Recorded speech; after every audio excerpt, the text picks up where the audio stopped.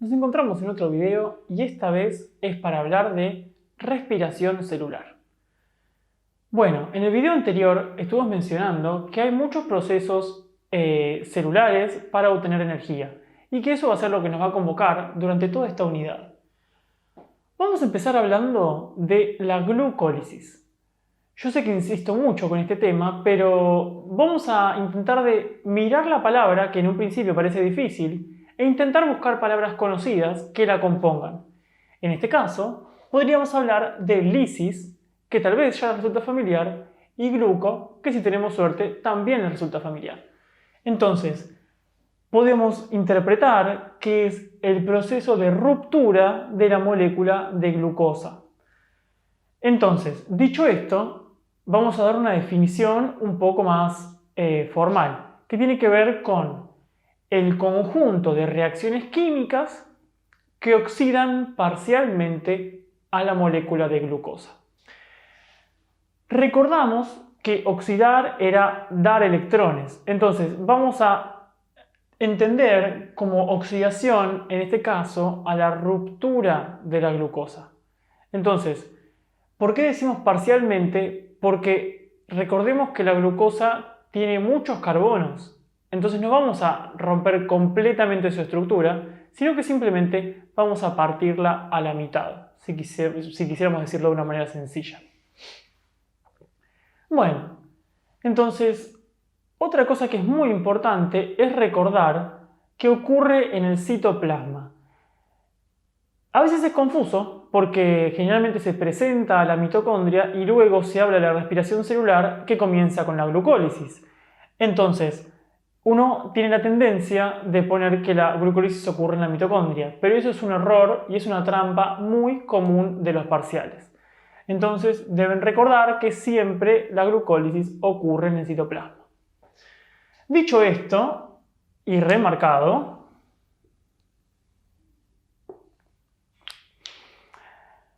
vamos a tener que tener en cuenta siempre que hablamos de un proceso metabólico cuáles son los sustratos y cuáles son los productos. Los sustratos van a ser las sustancias que yo necesito para dar comienzo al proceso. Y los productos van a ser las sustancias que yo obtengo a partir de los sustratos luego de ocurrido el proceso que estoy analizando. Entonces, hablando de la glucólisis, volviendo a este caso, vamos a hablar de que se imaginarán que necesitamos una molécula de glucosa. La glucosa era una molécula de 6 carbonos. Eso es importante recordarlo. Entonces, vamos a necesitar glucosa, vamos a necesitar ADP y P, es decir, adenosina, difosfato y un fosfato, que más allá de que está del otro lado, tal vez ya se pueden dar cuenta porque la vamos a necesitar juntas, y una enzima que vamos a presentar ahora que se llama NAD+.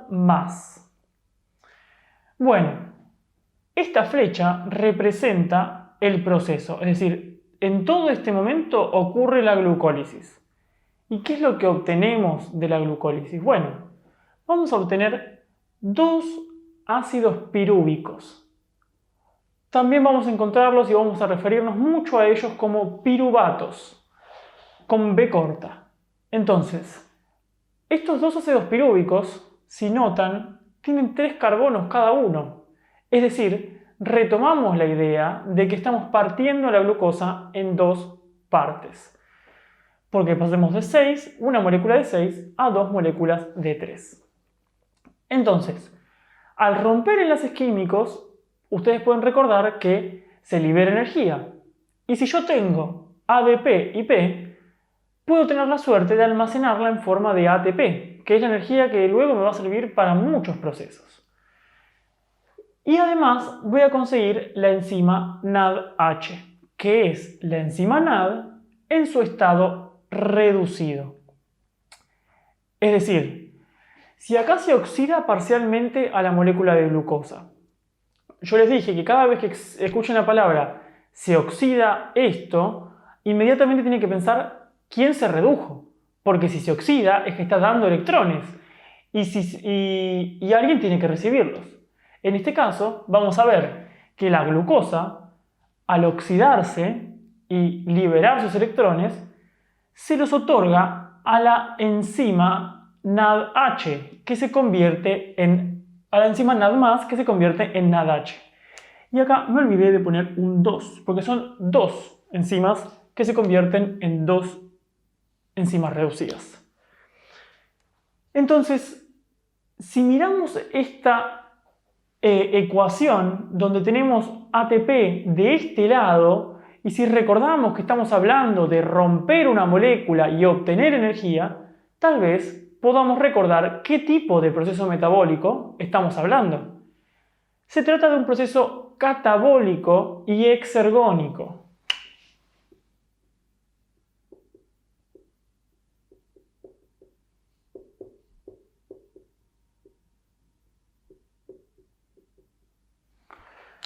Siempre, cuando se rompe una molécula, se rompen los enlaces, se libera la energía que estaba contenida en esos enlaces, por lo tanto, vamos a hablar de un proceso catabólico y exergónico que van juntos siempre.